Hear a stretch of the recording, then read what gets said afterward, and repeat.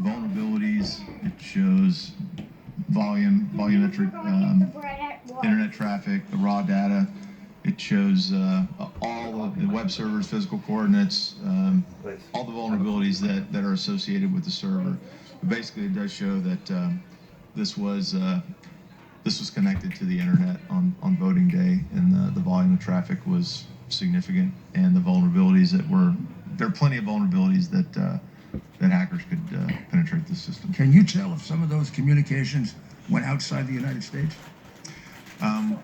We did observe packet traffic that were going from the U.S. Now, we don't know if it was specifically Dominion traffic going, but to a server in Frankfurt. In Frankfurt, Germany. Excuse me, Mr. Mayor. And who has it? Colonel Waldron, could you just take a moment and explain packet traffic? Because there's probably a lot of folks who are not sure what that is. So it's bits of information that are sent over the internet from internet protocol from one point to another. Thank you. Yeah. What's in Frankfurt, Germany that would be of interest? Well, we looked prior to the election.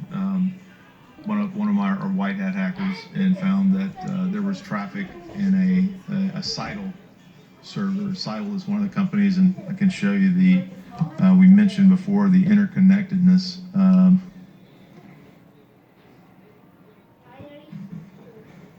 Not that one. The interconnectedness of these companies. So this is sort of a historical link to all the voting companies, and we got Smartmatic in the middle. It's a licensor to Dominion Voting Systems. Seidel runs election night reporting through SOE Software and Clarity Elections over here. And Clarity Elections is if you click up on a lot of the county and Secretary of State voting systems, it'll pop up as property of Clarity Elections. So it doesn't really belong to the counties. It doesn't really belong to you. It really belongs to Clarity Elections. Just to make it simple, a Dominion machine that I go in and vote, it is susceptible to easily having that vote changed from the outside, or by them in particular. By an authorized user or an unauthorized user. By an authorized or unauthorized user? Correct. That's a hacker. A hacker. A hacker.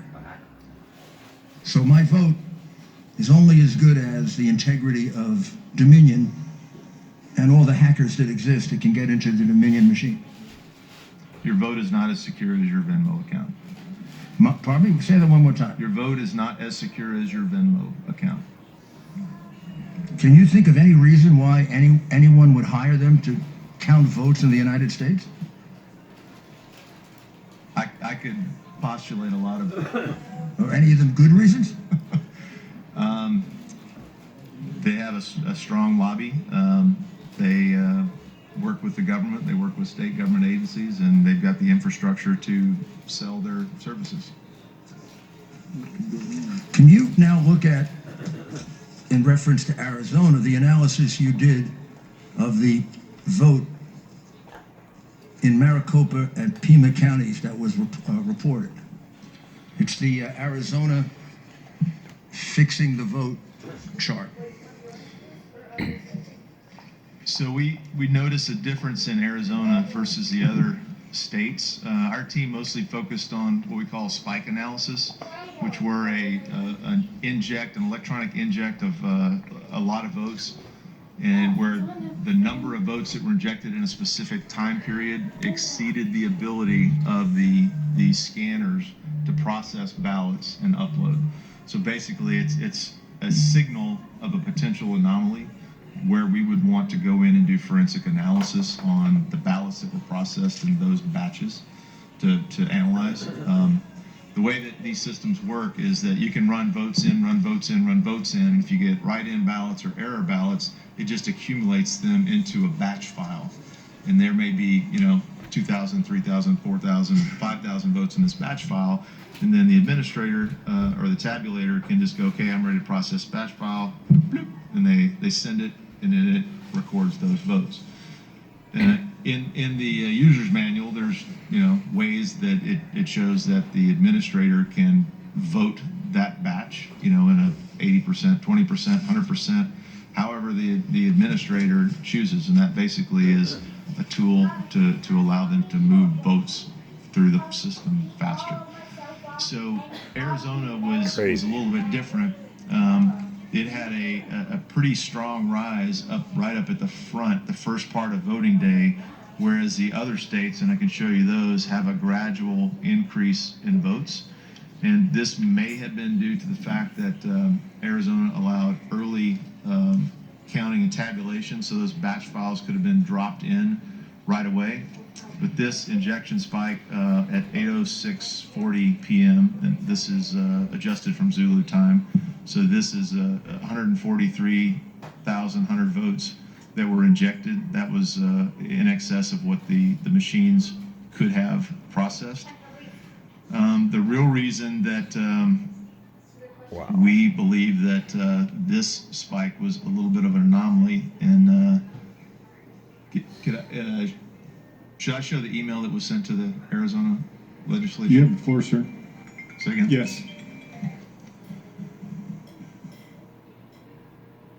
So this was an anonymous email that was sent to all members of the Arizona legislature, and it was also sent to DOJ.